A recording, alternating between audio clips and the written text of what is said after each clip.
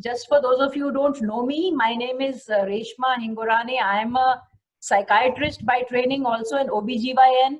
I quit writing medications in 2012 and I only practice holistic wellness in the Washington DC area of USA. Let me here share my concept of stress management. So stress management requires a healthy person. And who is a healthy person? WHO, since all of you are from the non-health sector, most of you, Rahul, is not even responding. So WHO in 1948 gave this definition of health. It said, health is a state of complete physical well-being, complete mental well-being, and complete social well-being, and not merely the absence of disease or infirmity. Does this definition make sense to all of you? Were you aware of it? Maybe you can even unmute yourselves. I mean, it feels like I'm talking to nobody. No, we are listening. We are listening. Listening. I want it to be interactive. So did all of you ever think about health like that? Or did you think if I got diabetes, I got myself treated and I'm healthy? Does anyone think about well-being? Yes? Yes. Of course. Yes, of course. Of course. Very good. Very good. So you guys think about physical well-being? Let me go back here. Physical well-being, yes. Mental well-being too. Yes. How many of you think of mental well-being and social well-being? Mental well-being means if you have a negative thought, it affects me physically very much. Very good. Everything, I feel my heart rate is going up, everything, the whole body, at times I freeze. Excellent. So, so mental well-being affects your physical well-being like mad. Right. So it takes, sorry, Indu, yeah, go on. I said one thought and the whole day goes. Correct. So let me say this. As a psychiatrist, let me say this. There was a time when no one was talking about mental well-being. It was only when suicide started happening, violence started happening, school children started dying, and then people said, oh, hold on, what is this mental thing? What is this? Patients wouldn't come to me. They would go to faith healers, they would go to quacks, they would go to everybody, spiritual gurus. They don't want to come to me. Why? Psychiatrists are crazy people. If they're not crazy, at least they look crazy. And if they don't look crazy, they will go crazy. And anyways, what they're saying is rubbish. We know better, don't listen to them. So when I trained as an OBGYN, would you believe it? When it was time to choose my specialization, my parents convinced me that you're a lady, you'll be always seeing women, please do gynae. I, like a Three Idiots, person, I said, yeah, I should do gynae. I did gynae. It took 2 near-death experiences, which I'll at some point maybe share. First near-death experience, I asked myself, are you happy? Are you happy doing what you did? And I said, no, I never wanted to be a gynecologist. I switched to psychiatry. Another near-death experience, I asked myself, I went to psychiatry looking for holistic wellness. I didn't find it there.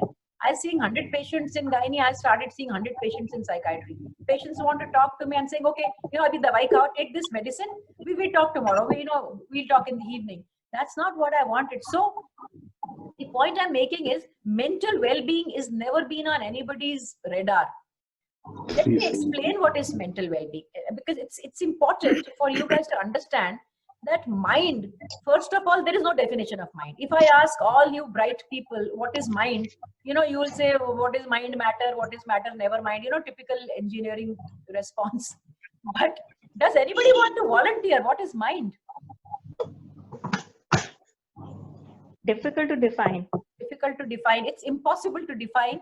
So what I've done is I'm giving a very simplistic definition of mind. Mind is the functioning of the brain. So we can see the brain. We can see most of the. So basically, what we see outside are the 5 sense organs. We don't see anything outside, right? We only see the skin, which is the largest sense organ. Eyes, ears. All other organs are internal. Brain is internal. We don't see it. But mind is a functioning of the brain. So mind does 2 things. It thinks and it feels. So there are thoughts and there are emotions, and they always run parallel. Like I told you, emotions can't run because they don't have legs. So emotions run on with the help of thoughts. Those are the 2 major functions of the mind.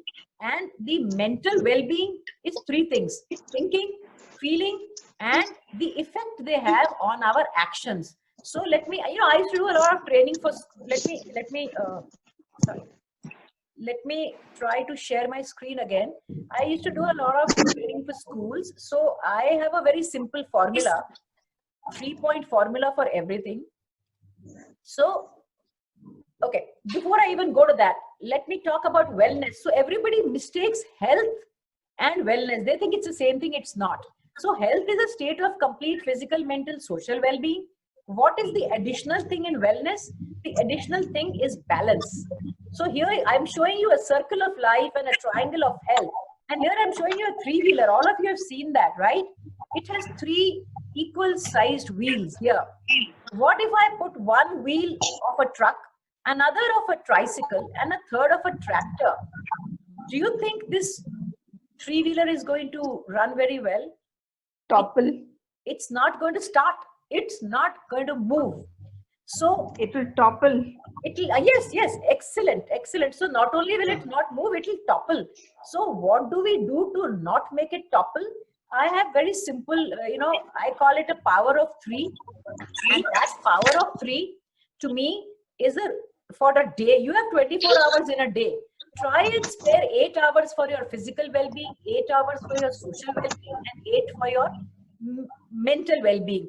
And a lot of people ask me here, how is that even possible? I sleep for 8 hours, gone. Yes. 8 hours of physical well-being are gone. So let me even tell you what is physical well-being. Physical well-being, I'll keep using my rule of 3. Very quickly, we are already 11:37. Wow, 11:45 is supposed to end. So very quickly, physical well-being is easy formula.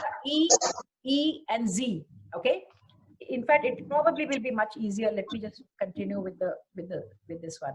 So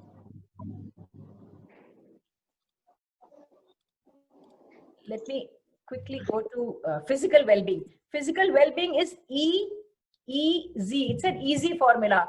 Eat, exercise, and sleep. That's it. If you do those 3 things properly, your physical well-being is taken care of. In the eating, again, very simple. I'll give you a very simple 3-point formula. Carbohydrates, proteins, fats, of course, everybody knows. Vitamins, minerals, other nutrients, everybody knows. Try to have 7 colors in every meal. 7 colors will always give you fresh fruits and vegetables. All your vitamins, minerals, nutrients will be taken care of. Exercise, 3 things. First, aerobics, heart, cardio. If you're in a gym, do your treadmill, right? Do your cycle. If you're walking, swimming, dancing, excellent. Walking will be brisk walking, of course. Sleeping again, 3-point formula.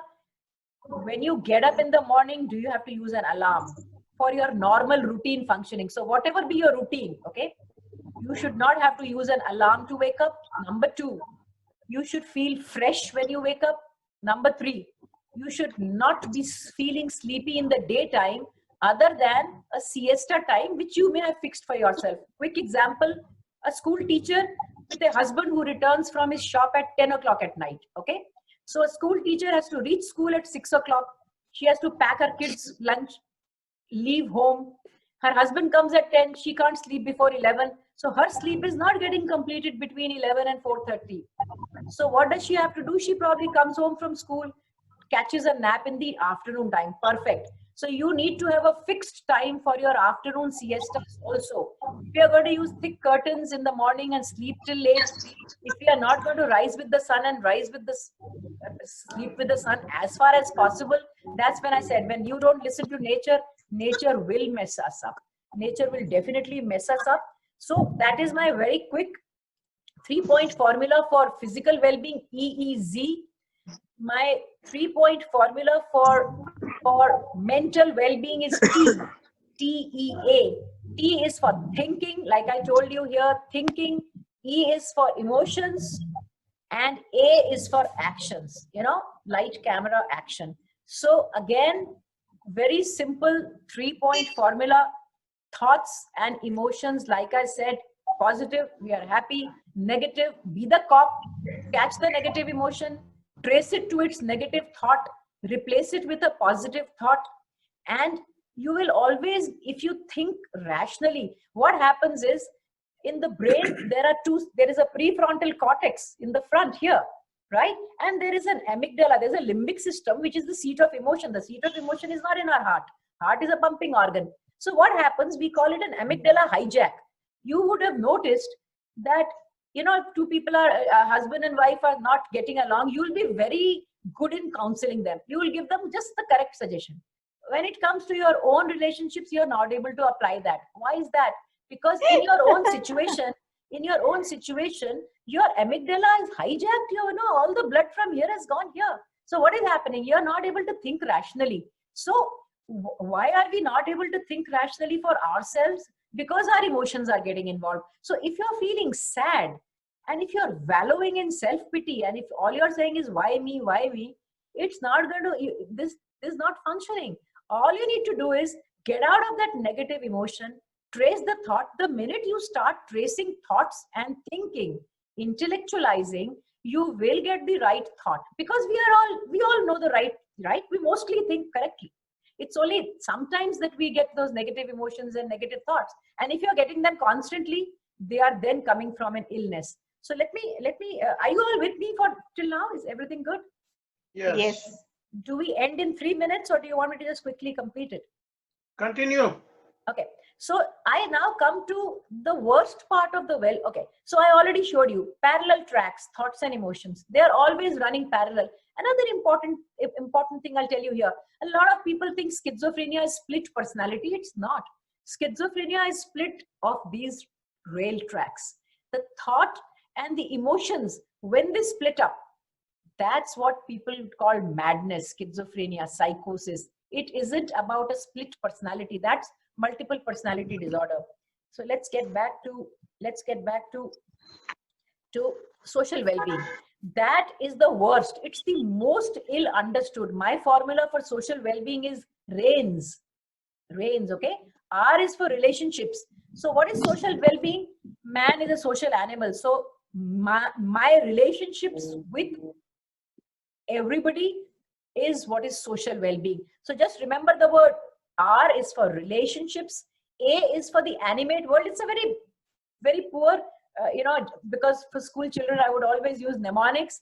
So I'm talking about the animate world, the inanimate world, and the self. So in the animate world is everybody, animals, even the plant kingdom, human beings.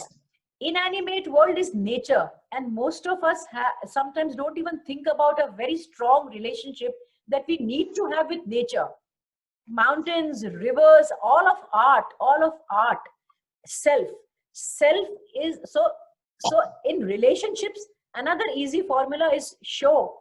What happens? Most of us either spend our time in society, okay, or at home, H, or at work. Okay, these are the three locations each human being will spend 24 hours in. So all the relationships will also take place in these three locations. So if you try to ever think of relationships and improving them, think of these three locations. And the most important relationship is with the self. Always remember that when people talk about holistic, people talk about body, mind, spirit. They talk about body, mind, soul. I don't like to use the word spirit or soul because they are even more poorly defined than mind. I like to use the word self, which to me, incorporates everything. So your relationship with yourself is the most important, because if you do not have insight, if you look at the mirror and if you see the mask that you present to the world, you'll never meet the true yourself. At least when you look in the mirror, see the self, the true self. If my husband tells me, you're always irritated, you're getting angry, what's troubling you? And I say, I don't get angry, I don't get irritable. You are the one who makes me angry. What am I doing? I'm denying. If somebody gives you feedback, and this is the most important thing about stress, when you're stressed, now use my physical, mental, social model. The causes of stress will come from these three areas. You're diagnosed with an illness, or you're afraid of an illness, okay? You're getting negative thinking, social well-being, relationships are not working out well. These are the causes of stress. Effects of stress are again in the same three areas: in the body, in the mind, and in your social well-being. The commonest things which people will experience as a result of stress are feeling ill more often, falling ill more often. So what's happening? You're repeatedly, diarrhea, sometimes you're having burning in the chest, having a headache, feeling tiredness, all of these. So what happens? Just remember, stress is midway between health and disease. Just remember that. Stress is giving you warning signals that something is not right. If you don't put the right responses on the right side of your scale, you are going to develop a disease, and it is guaranteed. You know what people used to call psychosomatic illnesses once upon a time? 7. Not anymore. Every single disease has a psychological component. Okay. So stress is like that hole in the bucket. Okay. It's like that hole in the bucket. If your treating physician is looking at you as a liver or as a heart or as a brain, then they are not practicing holistic wellness. Holistic wellness is nothing but looking at an individual as a whole. Why? Because parts, so this is the theory behind holistic. Parts of a whole are always interconnected and therefore interdependent. If I get a headache, I take an ibuprofen, I get burning in my chest, I start taking antacids, I take a lot of antacids, I get constipation the next morning, I'm looking for a laxative.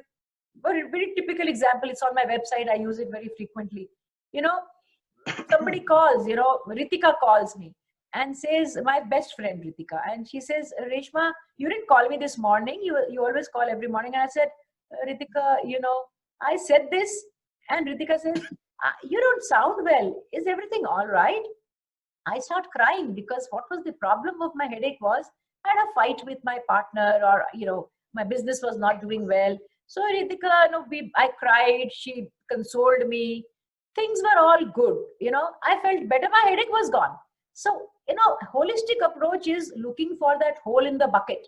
If you do not look for the hole in the bucket, you can do as many surgeries and drugs, increase the tap, the bucket is still not going to fill. And that is why I switched from to holistic, because my idea is to reduce everybody's medications. Maybe a lot of diabetics and hypertensives can even do with good lifestyle. Okay, so that is my concept of